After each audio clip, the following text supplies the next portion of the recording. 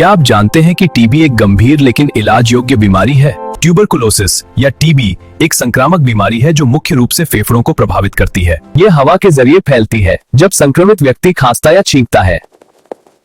इसके लक्षणों में लगातार खांसी, बुखार, वजन कम होना और रात में पसीना आना शामिल हैं। मैं आपके फेफड़ों की जांच कर रहा हूँ, सांस लें। बहुत अच्छे।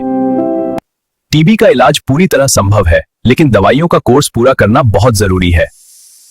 सरकार द्वारा टीबी का मुफ्त इलाज उपलब्ध है। समय पर इलाज से आप पूरी तरह स्वस्थ हो सकते हैं।